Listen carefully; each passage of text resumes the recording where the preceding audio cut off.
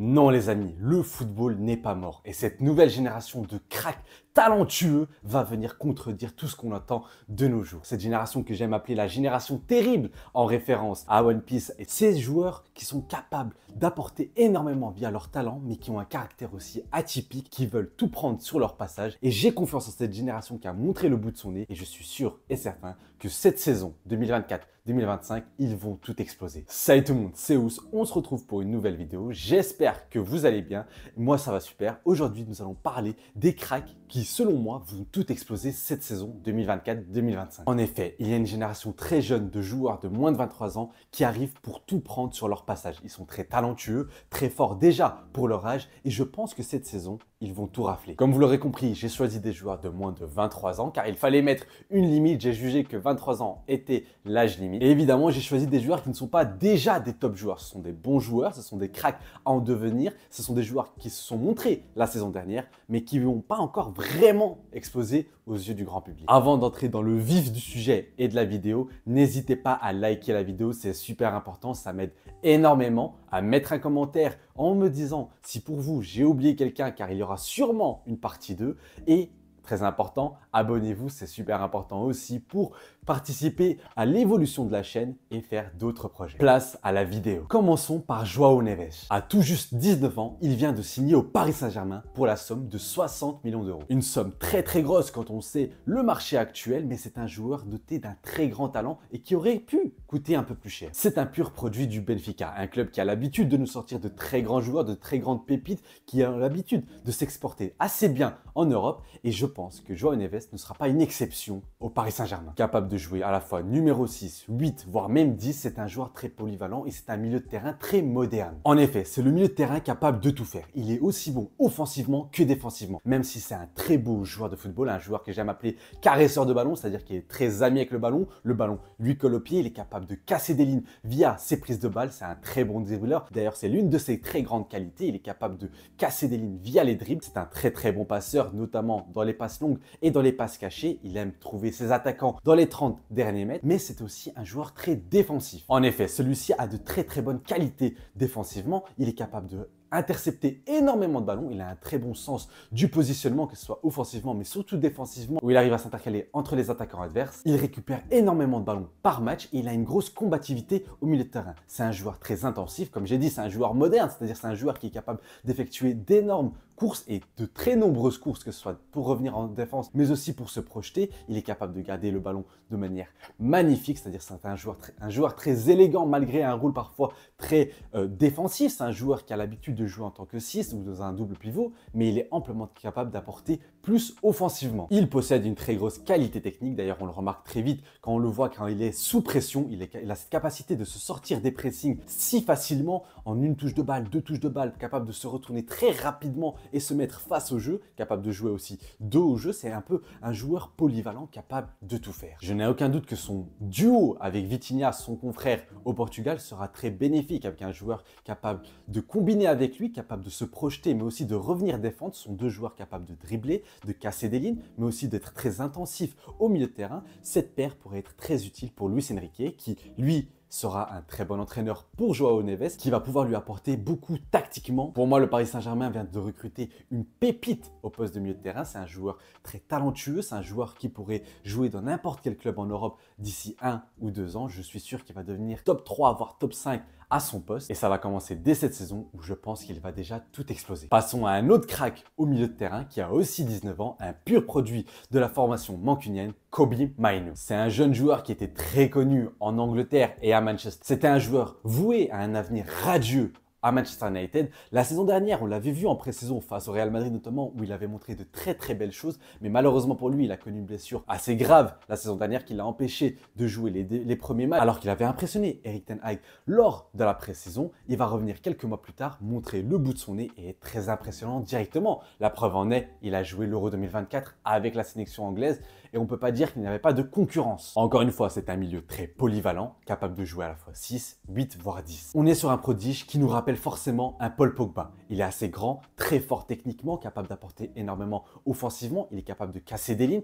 capable de récupérer énormément de ballons. Un joueur encore une fois très intensif, capable de faire énormément de courses en défense ou en attaque. Il est doté d'une très belle qualité de passe et d'une très belle vista, notamment sur les passes longues où je l'ai souvent vu faire de très belles longues passes, que ce soit dans la surface pour trouver ses attaquants, que ce soit pour changer d'aile vers ses ailiers. Il est très bon dans le domaine. C'est un joueur qui n'a pas la pression face au pressing, mais qui est capable de mettre beaucoup de pression sur le porteur du ballon et récupérer ainsi beaucoup de ballons. C'est un joueur qui est capable de tout faire. C'est une sorte de box-to-box, mais très technique. Il est très bon dribbleur, mais aussi très fort physiquement et il a une très belle finition. Il a marqué pas mal de buts la saison dernière en montrant qu'il avait une certaine justesse. Il était très adroit devant le but. Il est clair, net et précis que c'est à la fois un joueur d'avenir pour Manchester United, mais aussi un joueur pour le présent. Pour moi, je le vois comme titulaire indiscutable dans le 11 d'Erik ten Hag et je pense que cette saison, il va se révéler aux yeux du grand public et qui va devenir un indéboulonnable de cette équipe mancunienne. Passons à un joueur qui a brillé cet été, non pas par sa participation à l'Euro car il n'y a pas participé,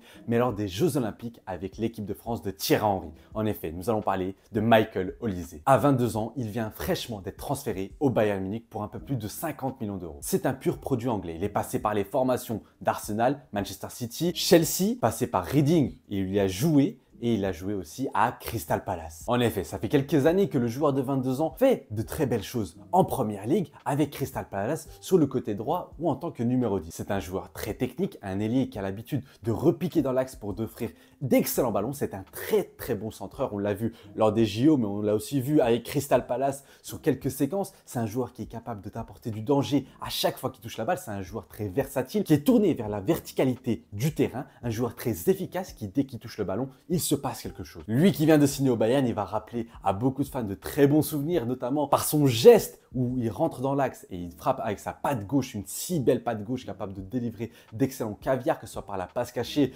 un geste magnifique quand il est bien maîtrisé, capable de lâcher des enroulés exceptionnels qui vont rappeler un certain Arjen Robben. Sa très belle qualité technique et ses dribbles très explosifs lui permettent d'être un joueur qui est capable de provoquer, d'éliminer ses adversaires. C'est un joueur avec un vrai cerveau dans le football, c'est-à-dire qu'il a un vrai QI, il a une vraie vista, il est capable de voir les choses, il est capable de trouver un coéquipier facilement dans la surface, capable de faire le bon geste au bon moment, capable de revenir quand il le faut, mais d'exploser quand il le faut aussi. Il a une très belle accélération, ce n'est pas un joueur très rapide, mais c'est un joueur qui est différent des joueurs comme Dembélé, comme Vinicius. Qui dit très bonne patte gauche dit forcément très bon tireur de coups de pied arrêtés. C'est l'une de ses qualités, c'est l'une de ses facettes de son jeu. Les ailiers qui sont très bien, les ailiers qui sont capables de faire plus de passes décisives que de buts se font de plus en plus rares. C'était la mode à l'époque et depuis Ronaldo et Messi, les ailiers ont voulu devenir des attaquants, c'est-à-dire des joueurs qui sont capables de rentrer sur leur pied gauche ou leur pied droit pour tirer, pour marquer et repiquer dans l'axe. Michael Olise a gardé cette capacité de délivrer d'excellents ballons et ça va être très important pour le Bayern Munich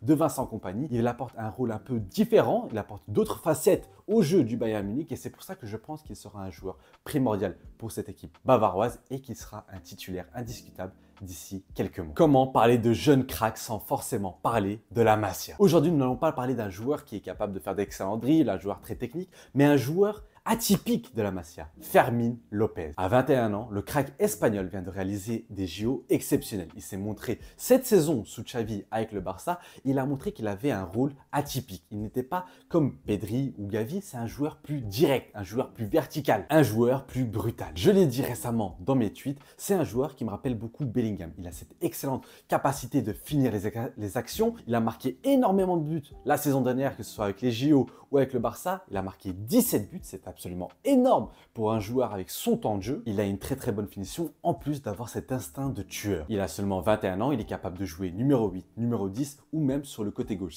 C'est dans l'axe que je le préfère, car il a cette capacité de combiner avec ses coéquipiers. Et évidemment, comme tout joueur de la Masia, il a une excellente technique qui lui permet de contrôler le ballon, de garder le ballon, de casser des lignes via les dribbles, via la passe. Mais c'est surtout sa qualité de joueur direct qui m'impressionne. Il est capable de trouver le but constamment.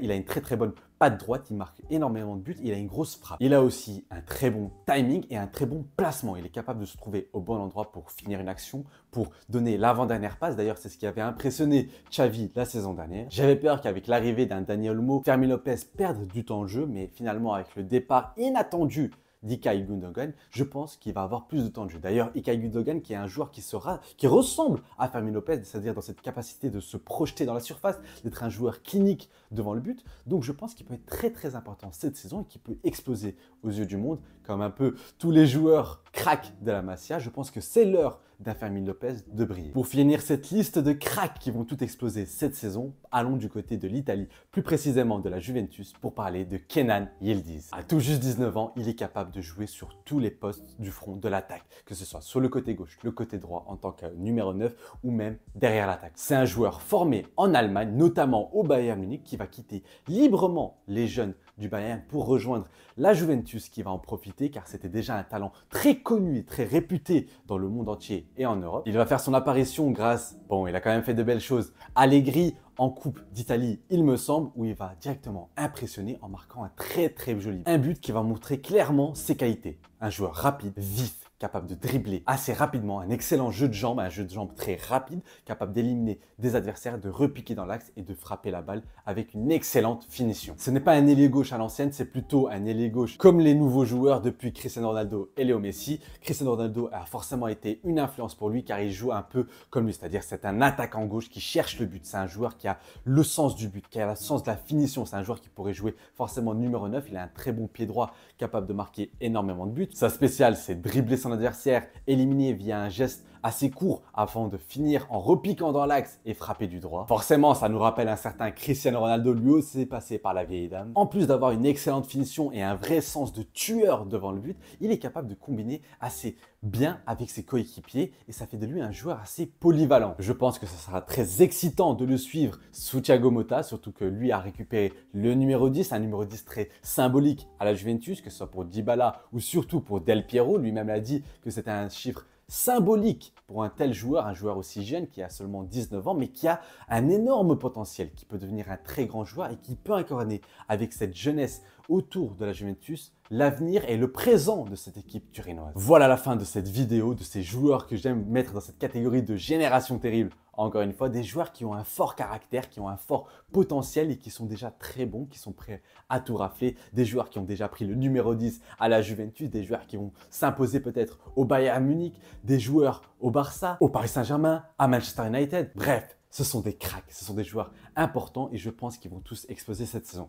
Et effectivement, j'en ai sûrement oublié plein d'autres. Il y a beaucoup de joueurs, beaucoup de cracks de moins de 23 ans qui sont très bons. Évidemment, je n'ai pas parlé de ceux qu'on connaît vraiment trop, c'est-à-dire Lamine Yamal, c'est-à-dire Bellingham. Je n'en ai pas parlé de joueurs dont on a parlé toute la saison dernière et qu'on continue d'en parler chaque week-end car ce sont eux encore des cracks encore plus spéciaux. Cependant, je compte peut-être faire une partie 2 si cette vidéo vous plaît. Donc n'hésitez pas à mettre en commentaire si vous voulez une partie 2. Likez la vidéo, c'est super important. Moi, je vous dis à très vite. C'était Ous et un avis dans la mer.